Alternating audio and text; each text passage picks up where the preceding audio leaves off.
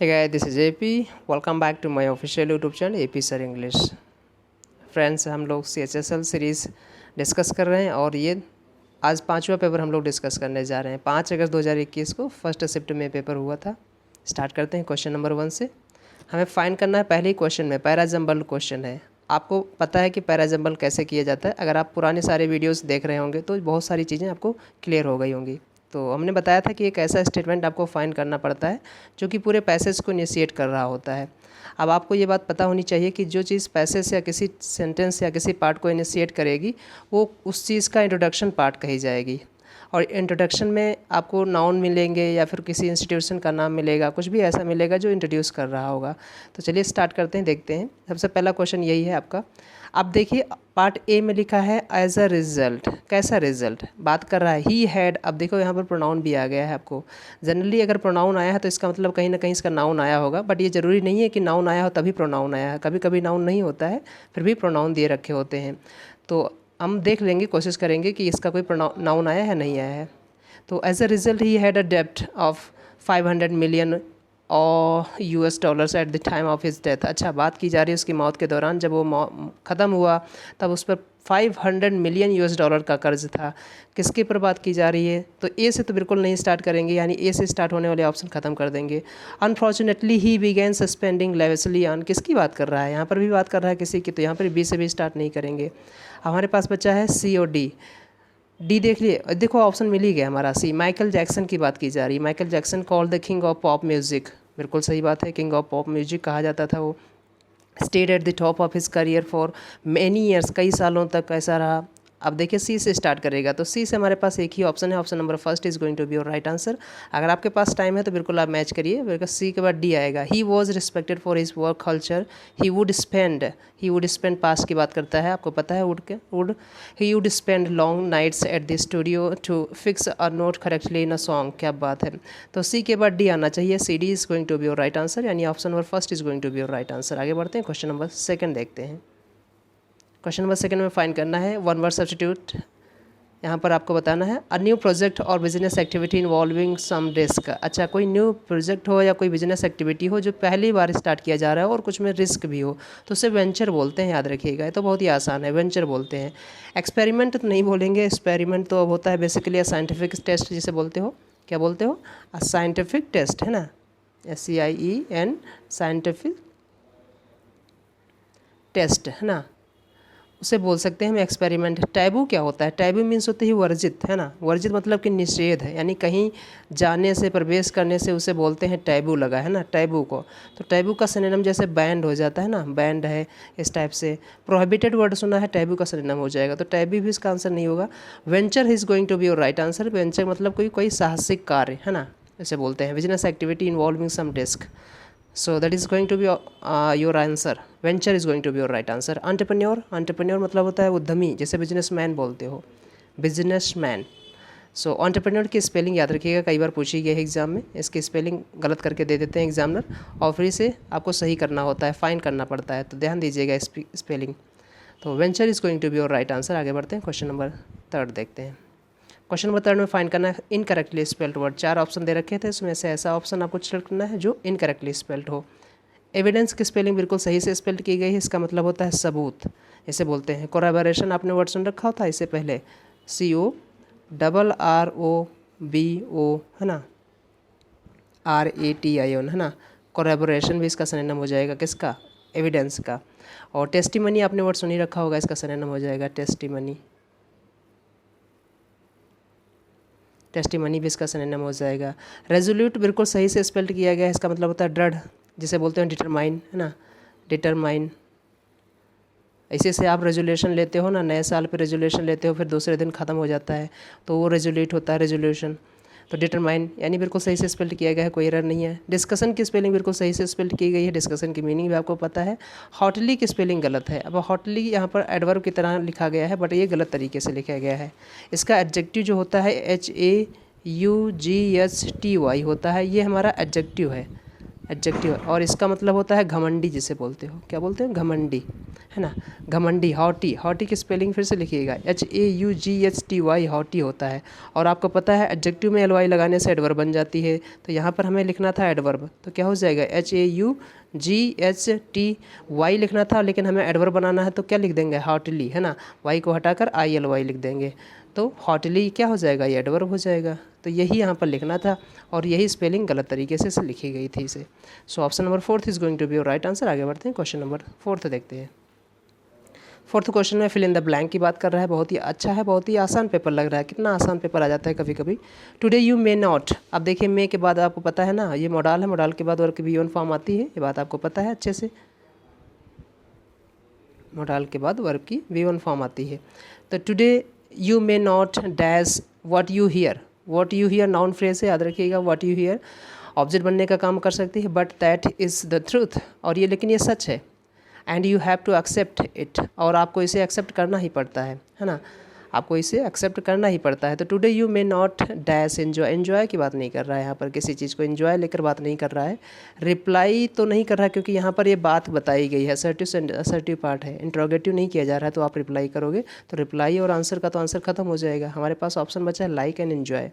अब हम लाइक करेंगे, है ना, किसी चीज़ को ध्यान दीजिएगा। Today you may not like what you here, आज हो सकता है आप वो चीज़ ना पसंद करो जो आप सुनते हो, but that is the truth, लेकिन वो सच है, that you have to accept it, और आप उसे एक्सेप्ट करना ही पड़ता है आपको।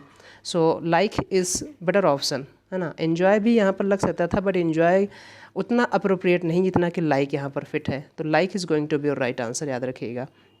हालांकि इन्जॉय लगाना चाहते तो हम लगा सकते थे, today you may not enjoy, enjoy what your, ये पॉइंट आप एन्जॉय नहीं करना चाहते हो, व्हाट यू हियर जो आप सुनते हो, लेकिन नहीं, उससे अच्छा है कि today you may not like, है ना, आप हो सकता है ना पसंद करो, क्या चीज़ ना पसंद करो, व्हाट यू हियर जो आप सुनते हो, लेकिन दैट इज़ द ट्रूथ, लेकिन ये सच है, and you have to accept it, और आपको इसे एक्सेप्ट करना ही पड़ेगा। देखिए मैंने बताया था आपके पास हैज़ टू, हैव टू के बाद यहाँ पर V1 आती है इस टाइप से, है ना। So option number 3 is going to be your right answer. आगे बढ़ते हैं, क्वेश्चन नंबर 5 देखते हैं। ज़्यादा टाइम नहीं ले रहे हैं क्योंकि पेपर इजी है। जहाँ लगेगा मुझे कि ये पेपर टफ, मतलब जो पॉइंट टफ है और कुछ अच्छा पॉइंट है, तो मैं ज़रूर टाइम लूँगा और अच्छे से बताऊँगा। Select the most appropriate antonym find, antonym find करना। देखिए कितनी बार ये मैंने वर्ड बताया अपनी क्लास में, अकस्टम्ड, अकस्टम के साथ प्रीपोजिशन टू आता है, ध्यान दीजिएगा। अकस्टम के साथ टू, अगर कोई नाउन आ रहा है तो नाउन अपने फॉर्म में आएगा, अगर कोई वर्ब आ रही है तो जीरंड फॉर्म में आते हैं। जीरंड फॉर्म कहने मतलब है कि वर्ब की ING फॉर्म, है ना, वर्ब की ING फॉर्म, वर्ब की ING फॉर्म याद रखिएगा। और अकस्टम के साथ प्रीपोजिशन कौन सा आता है, टू आता है, अकस्टम टू। अब इसके हमें सिनोनिम फाइंड करना, सॉरी इसका एंटोनिम फाइंड करना है, तो हम पहले इसका सिनोनिम देख लेते हैं। अब बताइए इसका सिनोनिम क्या हो जाएगा, अकस्टम टू। हैबिचुअल, आपको पता है ना, हैबिचुअल इसका सिनोनिम हो जाएगा, हैबिचुअल, है ना, हैबिचुअल इसका सिनोनिम हो जाएगा। ट्रेडिशनल इसका सिनोनिम हो जाएगा, ट्रेडिशनल, है ना, ट्रेडिशनल इसका सिनोनिम हो जाएगा आपका।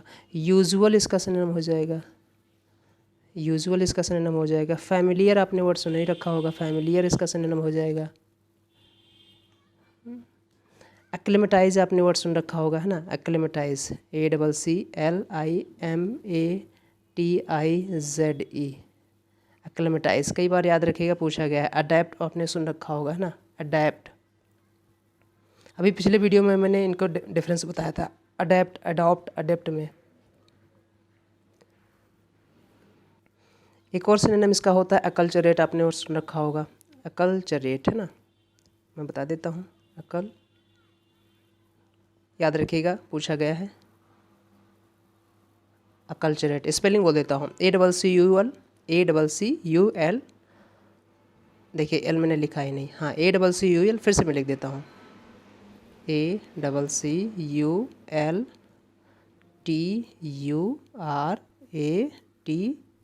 अकल्चरेट, याद रखिएगा। इसका भी सिनोनिम वही होता है, अकस्टम्ड क्या। तो अकस्टम्ड के सिनोनिम मैंने ढेर सारे बता दिए हैं। अब देख लीजिए क्या लिखा है, फैबुलस मतलब क्या होता है, शानदार जिसे बोलते हो ना। हालांकि इसका जो एंटोनिम है वो क्या हो जाएगा, अनयूजुअल, अनयूजुअल, है ना। कस्टम्ड का सिनोनिम था यूजुअल, और उसका एंटोनिम क्या हो जाएगा, unusual. So option number 3 is going to be your right answer. बाकी ऑप्शन देख लेते हैं। फैबुलस का मतलब होता है शानदार, जिसे बोलते हो ना, शानदार, शानदार, है ना, शानदार, फैबुलस, जिसे फैंटास्टिक बोल सकते हो आप, फैंटास्टिक, है ना, फैंटास्टिक, फैंटास्टिक बोल सकते हो। स्टुपेंडस आपने बोल सकते हो, स्टुपेंडस परफॉर्मेंस है ना, आपने पढ़ा होगा स्टुपेंडस। स्टुपेंडस इसका सिनोनिम हो जाएगा। टेरिफिक भी इसका सिनोनिम है ना, टेरिफिक बोलते हैं ना, terrific, what a terrific performance, कमाल का जिसे बोलते हैं ना, कमाल का परफॉर्मेंस है ना, कमाल का, जैसे हिंदी में कमाल का बोलते हैं ना, तो टेरिफिक, ट्रिमेंडस इसे बोल सकते हो आप, ट्रिमेंडस है ना,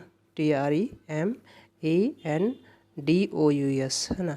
देखिए मेरा पर्पज़ यही है कि मैं आपको सिर्फ क्वेश्चन और आंसर ना बताऊँ, उससे रिलेटेड और उससे रिलेवेंट जो भी वर्ड्स हैं और जो भी सिनोनिम जो इंपॉर्टेंट है जो आते रहते हैं वो भी मैं बताता रहता हूँ।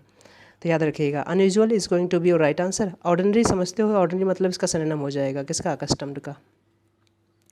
आगे बढ़ते हैं, क्वेश्चन नंबर 6 देख लेते हैं। क्वेश्चन नंबर 6 में फाइंड करना है डायरेक्ट स्पीच से इनडायरेक्ट बनाना है, इनडायरेक्ट से डायरेक्ट बनाना है, ये देखना है हमें। चलिए देखते हैं।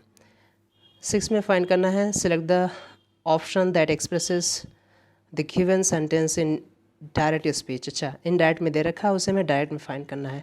The student asked the teacher, asked the teacher यानी कि इंट्रोगेटिव सेंटेंस है, बिल्कुल समझ लीजिएगा। Where they could find, where they could find है तो हमें पता है कि वेयर से ही स्टार्ट होगा, और दे कुड ये असर्टिव बना दिया गया, इसको इंट्रोगेटिव बनाओगे तो कुड का कैन हो जाएगा। अब देखिएगा क्या होगा यहाँ पर, तो लिखा है the teacher said to the students where you can, इन्होंने असर्टिव बना दिया, इंट्रोगेटिव में बनाना पड़ेगा ना इस पार्ट को, तभी तो ये असर्टिव बनेगा, तो ये तो नहीं होगा। The teacher said to the students I will कहाँ से आ गया, कुड का कैन होना चाहिए था, ये गलत हो गया।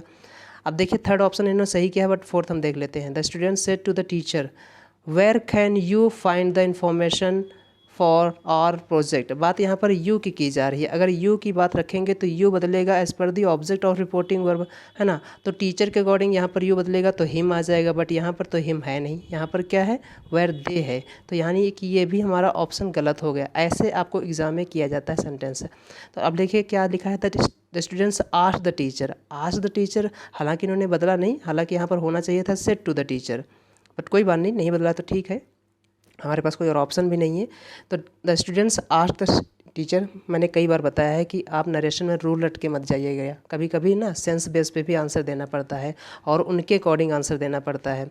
तो ये भी देखिए, अब यहाँ पर हमने आंसर लगाया है the students asked the teacher. अब देखिए लिखा वेयर कैन बी, बिल्कुल अब सही हो गया, where can be find the information of our project, अब सही है। वी बदलेगा किसके अकॉर्डिंग, यहाँ पर स्टूडेंट्स के अकॉर्डिंग बदलेगा तो दे हो जाएगा, बात बन जाएगी यहाँ पर, है ना। अब बिल्कुल बात सही हो जाएगा, तो option number third is going to be your right answer, बिल्कुल सही बात है। यहाँ पर ये वी जो यूज किया गया है इस स्टूडेंट के, ये स्टूडेंट इसमें शामिल है, अगर ये हमारा सब्जेक्ट जो है सब शामिल है तो वो अपने लिए वी तो यूज करेगा, जाहिर सी बात है। जैसे हम और आप और कई लोग किसी चीज़ में शामिल हैं और हम भी उसमें शामिल हैं तो हम उस चीज़ को वी बोलते हैं, तो इसे ऐसे भी समझ सकते हैं। So option number third is going to be your right answer. आगे बढ़ते हैं, क्वेश्चन नंबर 7 देखते हैं, बहुत ही आसान है। Select the most appropriate synonym of the given word, synonym find करना है फॉरबिड का। What do mean by forbid, अब फॉरबिड का मतलब होता है मना करना, क्या मतलब होता है, फॉरबिड का मतलब होता है मना करना, किसी चीज़ को प्रोहिबिट करना, है ना। फॉरबिड के साथ दो चीज़ें आती हैं, याद रखिएगा, एक तो इसके साथ इन्फिनिटिव का यूज करते हैं, इन्फिनिटिव बोले तो आप समझ जाएंगे, इन्फिनिटिव का मतलब है 2 + B1 है ना, इन्फिनिटिव का मतलब क्या हो जाएगा 2 + B1, सॉरी थोड़ा से अरेंज करते हैं, हाँ फिर से बता देता हूँ कि फॉरवर्ड के साथ यहाँ पर क्या लगा देंगे, फॉरवर्ड के साथ दो चीज़ें लगती हैं, या तो एक इसके साथ हम इन्फिनिटिव का यूज़ करेंगे, इन्फिनिटिव को बोले तो 2 + B1 फॉर्म, इसके साथ 2 + B1 फॉर्म आती है, और दूसरा इसके साथ हम कभी नॉट का यूज़ नहीं करते हैं ना, ध्यान दीजिएगा, क्योंकि फॉरवर्ड का मतलब ही होता है मना करना, तो फॉरवर्ड के साथ हम मना नहीं करें, ये नहीं लिखेंगे नॉट, जैसे मैं ये नहीं बोल सकता हूँ कि he forbade me not to go there, गलत हो जाएगा, he forbade me to go there बिल्कुल सही हो जाएगा, उसने मुझे मना किया था वहाँ जाने के लिए, तो ध्यान दीजिएगा इस चीज़ को। अब आगे देख लेते हैं, फॉरबिड का यहाँ पर सिनोनिम फाइंड करना है, तो सबसे पहले प्रोहिबिट सिनोनिम हो जाएगा, आपने वर्ड सुन रखा होगा, अभी इससे पहले बताया था प्रोहिबिट, है ना, फिर से लिख देता हूँ, प्रोहिबिट PROHIBIT, प्रोहिबिट, इसी से प्रोहिबिशन बना है ना, प्रोहिबिट इसका सिनोनिम हो जाएगा। बैन, इसी से सिनोनिम बैंड बन रहा है, ध्यान दीजिएगा, इसका सिनोनिम हो जाएगा। आउटला आपने सुन रखा होगा, है ना, आउटला भी इसका सिनोनिम हो जाएगा, मतलब बैन कर देना। बार आपने वर्ड सुन रखा होगा, बार्ड कर दिया गया ना उस पे। प्रोस्क्राइब आपने वर्ड सुन रखा होगा, प्रोस्क्राइब है, ध्यान दीजिएगा, PROSCRIBE, प्रोस्क्राइब इसका सिनोनिम हो जाएगा। इंटरडिक्ट आपने वर्ड सुन रखा है क्या? इंटरडिक्ट, इंटरडिक्ट इसका सिनोनिम हो जाएगा। बहुत सारे सिनोनिम मैंने बता दिए हैं। अब देखिए यहाँ पर हमें फाइंड करना था सिनोनिम, तो किसका सिनोनिम क्या हो जाएगा? Prohibit is going to be your right answer. Close जानते हो, इनकरेज जानते हो, अड्यू, अड्यू मतलब होता है किसी को अलविदा कहना, है ना, गुड बाय जिसे बोलते हो ना, क्या बोलते हैं? गुड बाय, गुड बाय बोल सकते हो ना, तो अड्यू का मतलब होता है गुड बाय, गुड बाय जिसे बोलते हैं ना, गुड बाय बोल देते हैं। या फिर आप कभी मेट्रो में गए हो तो मेट्रो में वहाँ देखो सीढ़ियों में आवाज़ आती रहती है, हस्ता लविस्ता, है ना, आस्ता लविस्ता, है ना, आस्ता लविस्ता, ये इसका भी मतलब वही होता है गुड बाय करना, सी यू लेटर, है ना, goodbye see you later. तो एड्यू का मतलब होता है किसी को अलविदा कहना। विद अड्यू बोलते हैं ना, कई बार यूज किया गया, कैसे यूज किया गया है? With adieu, ADIEU, with adieu, है ना, विद अड्यू, ध्यान दीजिएगा, कई बार यूज किया गया है। आगे बढ़ते हैं, क्वेश्चन नंबर 8 देखते हैं। क्वेश्चन नंबर 8 में फाइंड करना हमें इनकरेक्टली स्पेल्ड वर्ड। 4 ऑप्शन दे रखे हैं। इनविटेशन की स्पेलिंग बिल्कुल सही से स्पेल्ड की गई है, कोई एरर नहीं है। निमंत्रण जानते हो, निमंत्रण होता है। इनविटेशन बिल्कुल सही से। इरिटेशन का मतलब बिल्कुल सही से स्पेल्ड किया गया है, और इरिटेशन का मतलब होता है ना चिढ़ जिसे बोलते हो, चिढ़, इरिटेशन है मुझे इस चीज़ को लेकर, इरिटेट हो गया हूँ मैं इस चीज़ को लेकर, तो इरिटेशन मीन्स होता है चिढ़। एननोइंग जिसे बोलते हो, एननोइंग, है ना, एननोइंग बोल सकते हो यहाँ पर। तो इरिटेशन बिल्कुल सही से स्पेल्ड किया गया है। प्रोटेक्शन बिल्कुल सही से स्पेल्ड किया गया है, इसका मतलब होता है संरक्षण, हिफाजत, बिल्कुल सही से स्पेल्ड किया गया है। बट पजेशंस की स्पेलिंग गलत तरीके से लिखी गई है, और कितना आसान वर्ड दे रखा है। देखो पजेशन दुनिया जानती है कि यह स्पेलिंग क्या होती है, POSSESSION होता है, और प्लूरल बना रखा है तो पजेशंस बना दो, है ना, कोई दिक्कत नहीं है। तो डबल एस होता है, इन्होंने यहाँ पर तो डबल एस किया है, लेकिन यहाँ पर सिंगल एस कर दिया है, तो डबल एस होना चाहिए था। तो बिल्कुल आपको ऑप्शन मिल गया, आंसर मिल गया। Option number 3 is going to be right answer. आगे बढ़ते हैं, क्वेश्चन नंबर 9 देखते हैं। 9 नंबर में फाइंड करना है, फिल इन द ब्लैंक की बात कर रहा है। हिज वॉइस वॉज, अब देखिए his voice was dash by the sound of the helicopter, helicopter के साउंड के द्वारा डैश कर दी गई थी। क्या कर दी गई थी? उसकी आवाज़ क्या हो गई थी? अब देखिए यहाँ पर देखना पड़ेगा हमें इस पार्ट को। ड्राउंड, अब देखिए ड्राउंड जो है, बेसिकली मैं पार्ट बता देता हूँ। ड्राउंड जो है फॉर्म किसकी है? ये सेकंड या थर्ड फॉर्म यहाँ पर है जो है वो है ड्राउन की, DROWN। अब ड्राउन के दो मीनिंग होता है, एक तो होता है डूब जाना किसी चीज़ का, किसी लिविंग चीज़ का बेसिकली लगाते हैं ड्राउन के लिए, डूब जाने के लिए। और दूसरा ड्राउन के लिए हम तभी यूज करेंगे जब आवाज़ का इतना ऊंचा होना कि और कुछ और सुनाई ना पड़े, वहाँ पर भी हम ड्राउंड का यूज़ करते हैं। कौन सा ड्राउंड? DROWN, ध्यान दीजिएगा, जिसकी सेकंड और थर्ड फॉर्म ड्राउंड होती है, जो कि ऑप्शन नंबर फर्स्ट में लिखी है। So option number first is going to be your right answer, क्योंकि वॉज के बाद यहाँ पर वर्ब की थर्ड फॉर्म आनी चाहिए थी। ड्राउंड बिल्कुल सही से लिखा गया है। अब बाकी ऑप्शन देख लेते हैं। ड्रिवन, ड्रिवन किसकी फॉर्म है? ड्रिवन जो है वो ड्राइव की फॉर्म है। आपको पता है ड्राइव की यहाँ पर कौन सी फॉर्म है? थर्ड फॉर्म है, क्योंकि ड्राइव की सेकंड फॉर्म होती है ड्रोव और थर्ड फॉर्म होती है ड्रिवन। ड्राइव, ड्रोव, ड्रिवन, ये फॉर्म्स आपको याद होनी चाहिए वर्ब की, आप खूब अच्छे से प्रैक्टिस करना चाहिए आपको। अब देखिए थर्ड ऑप्शन जो दे रखा है डॉन, अब डॉन किसकी वर्ब, ये वर्ब है, ये सेकेंड या थर्ड फॉर्म किसकी है? ये DAWN की है, DAWN, फिर से मैं लिख देता हूँ। डॉन जो है वो DAWN, इसका मतलब होता है अर्ली मॉर्निंग, यानी सुबह होना, दिन होना, उसकी वर्ब है ये, उसकी सेकंड और थर्ड फॉर्म है। तो यहाँ पर सुबह होने की भी ऐसी कोई बात नहीं की जा रही है, तो ये भी गलत हो जाएगा इसका आंसर। बट आपको ये फॉर्म्स आनी चाहिए, है ना, ये किसकी फॉर्म है, ये इसका मतलब क्या होता है। डॉन बोलते नहीं, डॉन मतलब अर्ली मॉर्निंग, DAWN, डॉन, है ना, ध्यान दीजिएगा, अर्ली मॉर्निंग। अब देखो जो ऑप्शन नंबर 4 में लिखा है ड्रॉन, ये किसकी फॉर्म है? ये बेसिकली ड्रॉ की फॉर्म है, DRAW, ड्रॉ की फॉर्म है। अब ड्रॉ की सेकंड फॉर्म क्या होती है? ड्रू, DREW, है ना, और थर्ड फॉर्म क्या होती है जो लिखी है फोर्थ में? इसका मतलब होता है खींचना किसी चीज़ का, ड्रा, ड्रू, ड्रॉन, इस टाइप से।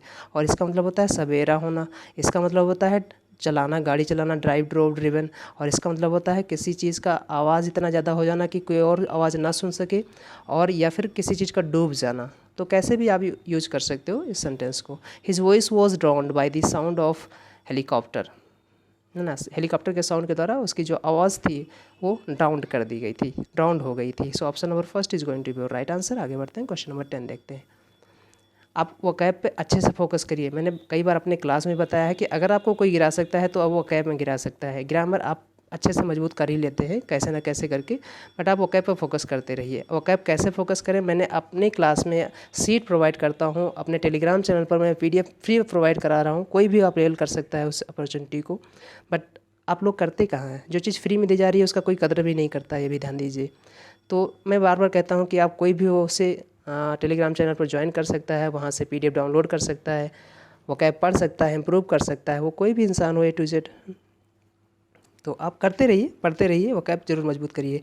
अगला सेंटेंस है हमारा अप्रूव हैज़ बीन ऑर्डर्ड। ध्यान दीजिएगा, अप्रूव ध्यान दीजिएगा, अप्रूव अपने आप में नाउन भी है और वर्ब भी है, तो यहाँ पर एज अ नाउन यूज किया गया क्योंकि आर्टिकल लगाई गई है। अप्रूव हैज़ बीन ऑर्डर्ड, है ना, ऑर्डर्ड इन, अप्रूव इनटू, ध्यान दीजिएगा बेसिकली प्रपोजिशन के साथ इनटू लगाएंगे, ध्यान दीजिएगा। A probe has been ordered by the incident थोड़ा ना होती है, इनटू द इंसिडेंट, क्योंकि घटना हुई उसमें, तो इनटू लगाइए, बहुत आसान है। प्रपोजिशन की एरर थी यहाँ पर, हालांकि अगर आप लगाना चाहो तो फॉर भी लगा सकते हो। A probe has been ordered for the incident, है ना, इंसिडेंट जो हुआ था उसके लिए एक जो अप्रूव है वो ऑर्डर की गई है। दैट अकर्ड, जो घटित हुआ था एट द सेलिब्रेशंस, है ना, ध्यान दीजिएगा, जो सेलिब्रेशन के दौरान घटित हुआ था उस प्रोब, उस इंसिडेंट के लिए प्रोब को ऑर्डर किया गया है ना, जांच पड़ताल जैसे बोलते हो।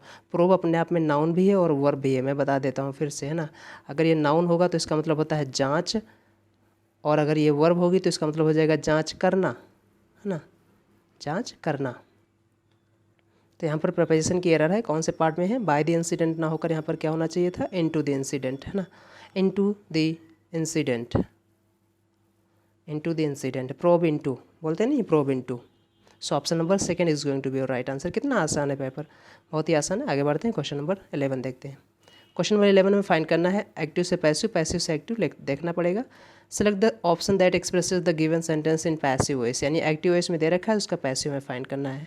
साई कुंवारी गेव, गेव दे रखा, गेव आपको पता है डाई ट्रांसिटिव वर्ब होती है, डाई ट्रांसिटिव वर्ब यानी वो वर्ब जो डबल ऑब्जेक्ट लेगी अपने बाद।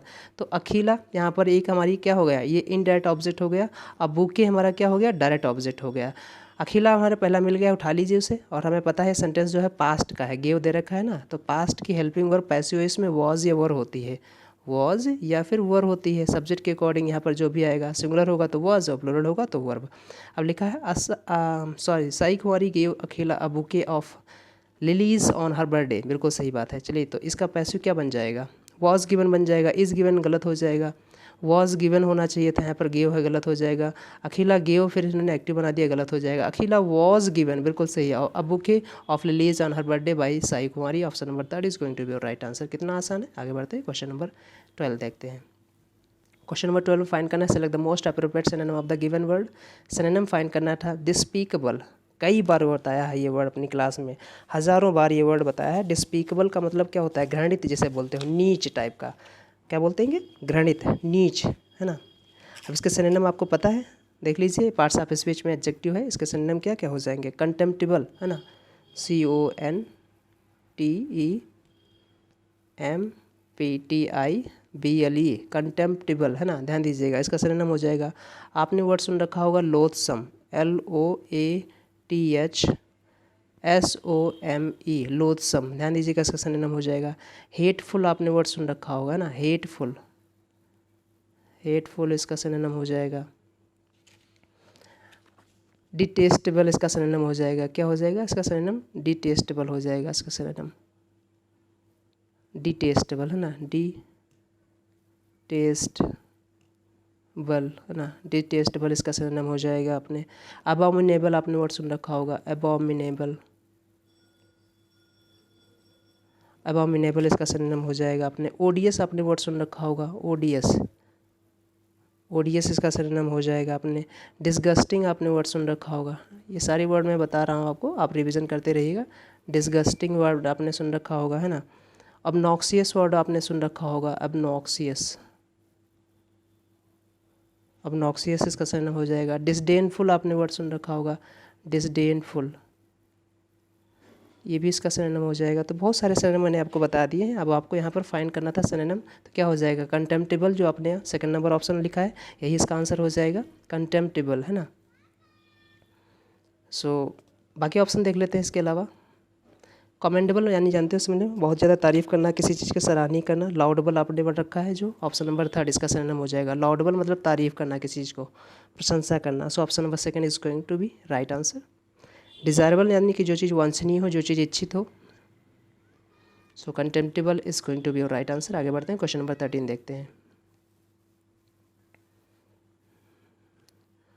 क्वेश्चन नंबर 13 में फाइंड करना है सेंटेंस इंप्रूवमेंट का। Lavanya was happy to see that the tree they had planted. अच्छा, लावण्या खुश थी, किसी चीज़ को लेकर खुश थी, ये देखकर that the tree that they had planted, जो उन्होंने प्लांट किया था, पास्ट परफेक्ट की बात कर रहा है। द प्रीवियस ईयर, पिछले साल, है ना। हैज़ ग्रोन, अब देखो हैज़ के साथ पहली बात तो यहाँ पर ग्रोन आना चाहिए था वर्ब की थर्ड फॉर्म, जो कि लिखा है गलत, क्योंकि यहाँ पर तो V2 फॉर्म दे रखा है, सेकेंड फॉर्म दे रखा है, ग्रो ग्रू ग्रोन होता है ना, तो यहाँ पर गलत तरीके से लिखा है, यानी जो लिखा है वो गलत तरीके से लिखा है, तो इम्प्रूवमेंट तो होगा। अब हैड ग्रोन क्वाइट टालेस्ट, आपने पढ़ रखा होगा, क्वाइट हो गया, कंपैरेटिवली हो गया, फेयरली हो गया, इनके साथ हमने बताया था कि कौन सी एडजेक्टिव आती है, PD आती है ना, पॉजिटिव डिग्री आती है। कई बार मैंने बताया है अपनी क्लास में, एडजेक्टिव पढ़ाते समय बताया था। क्वाइट हो गया, कंपैरेटिवली हो गया, है ना, फेयरली हो गया, इनके साथ क्या लगाते हैं, हम ये नहीं बोल देंगे I am feeling comparatively better, I am feeling comparatively good. Comparatively good equals to better, तो क्वाइट बेटर नहीं होता है कुछ, क्वाइट गुड होता है, याद रखिएगा। तो यहाँ पर PD डिग्री आती है, पॉजिटिव डिग्री आती है, तो ये बात याद रखिएगा। तो अब देखो दो चीज़ें लेकर आप ध्यान रखेंगे, एक तो हैज़ के साथ यहाँ पर वर्ब की थर्ड फॉर्म आनी चाहिए थी, लेकिन यहाँ पर हैज़ लगाएंगे भी नहीं, क्योंकि बात की जा रही है पास्ट की, तो यहाँ पर भी पास्ट होना चाहिए था, तो ये भी याद रखिएगा। तो अब देखिए जो लिखा है वो गलत है, हैड ग्रोन क्वाइट टालेस्ट, यानी नहीं क्वाइट के साथ टालेस्ट लगा दिया, गलत हो जाएगा। और हैड ग्रोन क्वाइट टाल यानी third number is going to be your right answer. Had grow, इन्होंने हैड के साथ ग्रो लगा दिया, जो कि कहीं भी गलत हो जाएगा, और क्वाइट के साथ टॉलर भी लगा दिया, ये भी गलत हो गया, कई सारे ऑप्शन गलत है। So option number third is going to be your right answer. आगे बढ़ते हैं, क्वेश्चन नंबर 14 देखते हैं, थोड़ा सा जल्दी है क्योंकि कहीं जाना है मुझे। Select the most appropriate meaning of the given idiom. अब देखिए इडियम मीनिंग दे रखा है हमें, to have eggs on one's faces, मतलब कि मुंह लटका के रखना, है ना, बहुत निराशा फील करना किसी परिणाम को लेकर। कोई ऐसा परिणाम आ गया, कोई ऐसा रिजल्ट आ गया, जो आपने कोई एक्ट किया था वो असफल हो गया, उसकी वजह से जो निराशा हो रही हो, या फिर आपने कोई गलत एक्ट कर लिया हो, उसे बोलते हैं, उसी वजह से निराशा हो रही हो, मुंह लटका के बैठना, उसे बोलते हैं to have eggs on one's faces या फेस, है ना। To be embarrassed because of one's action, बिल्कुल सही, option number first is going to be your right answer. बहुत ज़्यादा ना एम्बैरेसमेंट की फीलिंग होना, एम्बैरेसमेंट। अच्छा, एम्बैरेस की स्पेलिंग याद रखिएगा, इसमें क्या होता है, RRS होता है, ये बात याद रखिएगा। एग्जाम में कई बार यहाँ पर SS गायब कर देता है, तो RRS होता है, बात याद रखिएगा, एम्बैरेसमेंट जैसे आ जाए इसी से। So option number first is going to be your right answer. बहुत ही आसान है, कई बार लोग इसको पढ़ चुके होंगे, क्योंकि प्रीवियस में कई बार पूछा गया है ये इडियम। ऐसा कोई मुझे वर्ड या ऐसा कोई इडियम अभी तक नहीं मिला है जो प्रीवियस ईयर में पूछा ना गया हो, ये बात याद रखिएगा। इसका मतलब आप समझ लीजिए कि प्रीवियस ईयर कितना इंपॉर्टेंट है। 15 नंबर क्वेश्चन लिखा है कि यहाँ पर फाइंड करना है एंटोनिम। किसका एंटोनिम फाइंड करना है, डिसीवल। अब डिसीवल का मतलब क्या होता है, डिसीबल का मतलब होता है चीज़ों को तितर बितर कर देना, है ना, अव्यवस्थित कर देना, जिसे बोलते हैं डिसेबल्ड। पार्ट्स ऑफ स्पीच में एडजेक्टिव है, इसका सिनोनिम है क्या हो जाएगा, अनटाइडी, है ना, जो लिखा है ऑप्शन नंबर फर्स्ट में, अनटाइडी इसका सिनोनिम हो जाएगा। अनकेम्प्ट, कई बार मैंने बताया था, अपनी वोकैब सीट में भी बताया है ये वर्ड मैंने, अपनी जो यूट्यूब चैनल पर हमारी वोकैब सीट पड़ी है और उसका वीडियो पड़ा है, उसमें भी हमने ये वर्ड डिस्कस किया है, अनकेम्प्ट। अनकेम्प्ट मतलब बहुत ही गंदा, मैला कुचैला, अस्त व्यस्त टाइप का, है ना। स्क्रफी आपने वर्ड सुन रखा है क्या, SCRUFFY, स्क्रफी, है ना, ध्यान दीजिएगा। मैसी वर्ड आपने सुन ही रखा होगा, है ना, कितने आसान है मैसी वर्ड, बहुत ही सभी लोग जानते होंगे। अनकॉम्ड आपने वर्ड सुन रखा होगा, अनकॉम्ड, ये भी आपने वर्ड सुन रखा होगा। डिसऑर्डर्ड, कितना ऑर्डर है, डिसऑर्डर्ड, है ना, डिसऑर्डर्ड, बहुत ही जो लोकल वर्ड है उसे याद करने की ज़रूरत नहीं है। क्लटर्ड, है ना, CLU, तितरा बितरा, बिखरा बिखरा, क्लटर्ड, क्लटर्ड भी इसका सिनोनिम हो जाएगा। तो बहुत सारे सिनोनिम मैंने आपको बता दिए। अब देखिए यहाँ पर क्या फाइंड करना था, एंटोनिम फाइंड करना था। अनटाइडी इसका सिनोनिम हो जाएगा, क्लटर्ड इसका सिनोनिम हो जाएगा, अनकेम्प्ट इसका सिनोनिम हो जाएगा, है ना। बचा हमारे पास क्या, ordered, option number third is going to be your right answer. कई बार ऐसा भी होता है कि आपको चारों ऑप्शन में 3 ऑप्शन एक जैसे लग रहे हो, तो चौथा ऑप्शन जो डिफरेंट होगा वही आंसर होता है, अगर आपको नहीं आता है तो, जब तुक्का मारते हो तब। तो ऐसे भी तुक्का मारा करो जो फिजिबल हो थोड़ा, है ना।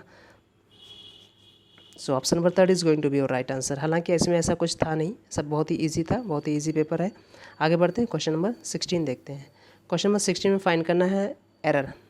The sports day events the sports day events will be conducted conduct कराया जाएगा फ्रॉम 3:30 PM एंड, देखिए फ्रॉम के साथ पहली बात है एंड नहीं आता है, या फिर एंड के साथ फ्रॉम नहीं आता है, तो कुछ भी कर लीजिए। तो चाहे आप फ्रॉम के साथ अगर फ्रॉम रखना चाह रहे हो तो एंड की जगह पर आप टू कर लीजिए, यानी कि फ्रॉम के साथ क्या लगाएंगे, फ्रॉम के साथ टू लगाएंगे। और अगर एंड रखना चाह रहे हैं तो बिटवीन के साथ लगा दीजिए ना, बिटवीन के साथ एंड लगा दीजिए। तो कुछ भी कर दीजिए यहाँ पर, जो भी आप करना चाह रहे हैं। चाहे तो एंड को हटा दीजिए तो टू लगा दीजिए, और चाहे एंड रखिए फ्रॉम को हटा दीजिए तो बिटवीन लगा दीजिए। सो ऑप्शन नंबर किस में है, यानी फर्स्ट में यही एरर हो जाएगी। बहुत ही आसान है, देखिए कितना आसान है और कितनी बार ये बताया गया है। डे के पहले प्रपोजिशन ऑन का यूज किया जाता है, बिल्कुल सही तरीके से लिखा गया है और कोई पार्ट में एरर नहीं है। Will be conducted passive voice में है, ये भी याद रखिएगा, क्योंकि बी के साथ वर्ब की थर्ड फॉर्म यहाँ पर यूज की गई है।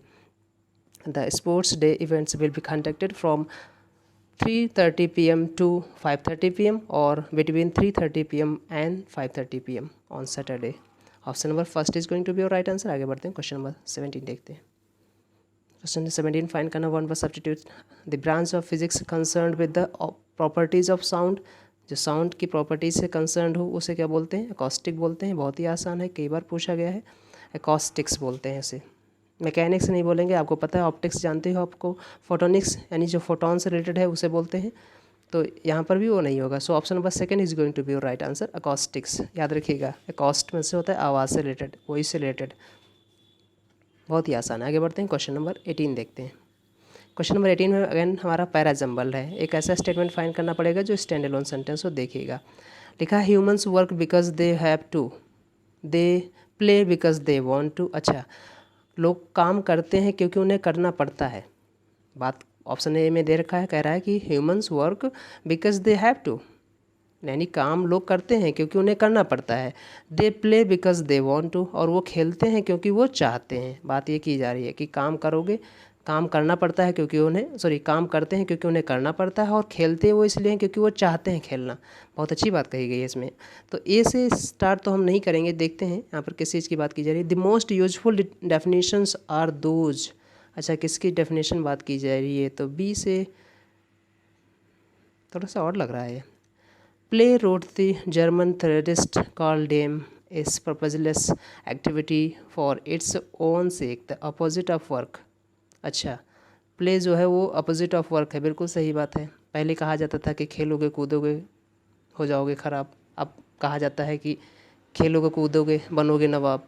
तो उल्टा हो गया ना आज के ज़माने में, जो खेल रहा है कूद रहा है वही नवाब बन जा रहा है, जो पढ़ रहा है वो बेकार हो जा रहा है। ऐसा कुछ नहीं, गलत मत लीजिएगा।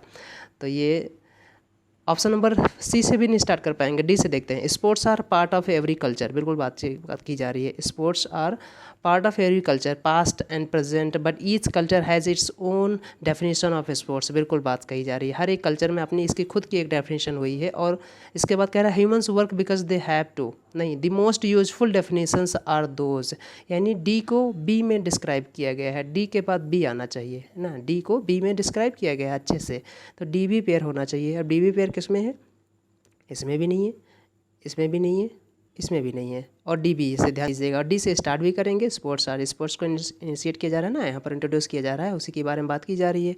तो यहाँ पर D B C A is going to be your right answer. आगे बहुत ही आसान है, D B C A is going to be your right answer.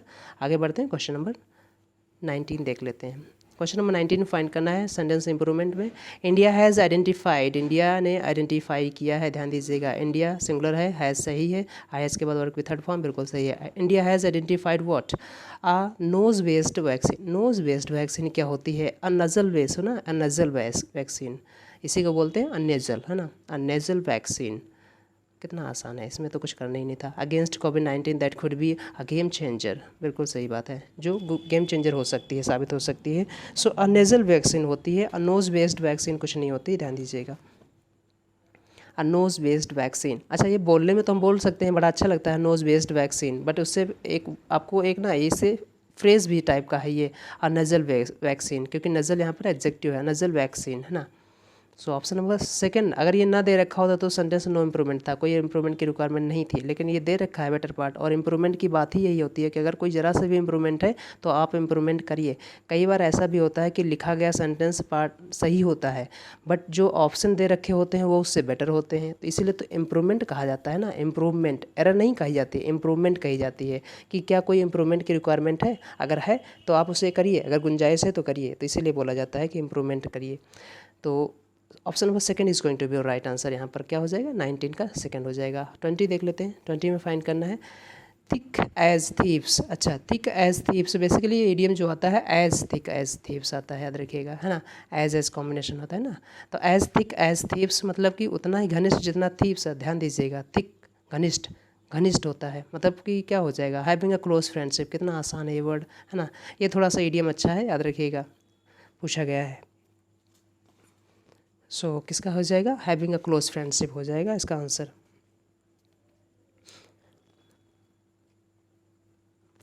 Having a close intimate friendship और अलायंस, जो भी बोल सकते हो, फ्रेंडशिप बोल सकते हो या अलायंस बोल सकते हो, है ना। अलायंस क्या स्पेलिंग क्या हो जाएगी, अलायंस, जिसे बोलते हैं सहयोगी, है ना, सहयोगी दल बोलते हैं ना, अलायंस कमेटी, इस टाइप से। तो इसका आंसर हो जाएगा ऑप्शन नंबर फोर्थ। याद रखिएगा, ईडीएम अच्छा है, पूछा गया है और कई बार फिर पूछा जाएगा अगले आने वाले एग्जाम में। आगे बढ़ते हैं, क्लोज टेस्ट देख लेते हैं, बड़ा आसान है क्लोज टेस्ट। मेघालय की बात की जा रही है यहाँ पर। मेघालय जो हमको पता है ना क्या है, ये मेघालय जो क्या बोलते हैं, बांग्लादेश और असम से टच करता हुआ, बांग्लादेश से घिरा हुआ है, ये भी बोलते हैं ना बांग्लादेश से। त्रिपुरा तो मुझे लगता है मेघालय से नहीं है, असम है ना। असम मेघालय के चारों तरफ, चारों तो नहीं बोल सकते, दो तरफ तो बोल सकते हैं, अगर आपको मैप याद आ रहा हो तो। चलिए, मुझे थोड़ा थोड़ा याद आ रहा है, देख लेते हैं क्या है cloze test. Meghalaya a hill state of India. अच्छा, इसी hill state of India, India के हिल स्टेट की बात कर रहा है, किसकी बात कर रहा है, मेघालय की बात कर रहे हैं, बात की जा रही है यहाँ पर। क्लोज टेस्ट है, is located in northern eastern part of the country. ये तो पूरी हिस्ट्री दे रखी है मेघालय की, ऐसे तो मैंने किसी बुक में पढ़ा था, सेम हूबहू एज इट इज़। ये तो हिस्ट्री है, इंग्लिश में लिखा है सेम पार्ट, बिल्कुल बहुत सही है, पूरा का पूरा एज इट इज लिखा गया है। तो Meghalaya a hill state of India is located in northern eastern part of the country. बिल्कुल बात सही की जाइए, उत्तर पूर्वी पार्ट में ये स्थित है Meghalaya. It is dash by the Indian state of Assam in north and north east. बिल्कुल सही बात है, असम से उत्तर और उत्तर पूर्वी क्या है, घिरा ही तो है, हाँ घिरा ही है। And dash Bangladesh in south and south west, और बांग्लादेश से पश्चिम और दक्षिण पश्चिम में बात की जा रही है यहाँ पर, पश्चिम और दक्षिण पश्चिम में, ये भी बिल्कुल बात सही की गई है। तो यहाँ पर घिरा होना किसी चीज़ से, है ना, बॉर्डर होना, सीमित होना, सीमाएं बना देना जिसे बोलेंगे, तो वहाँ पर ऐसी मीनिंग रखेंगे यहाँ पर पैसिव है, इसमें ध्यान दीजिएगा, क्योंकि इस के साथ वर्ब की थर्ड फॉर्म आती है पैसिव बनाने के लिए।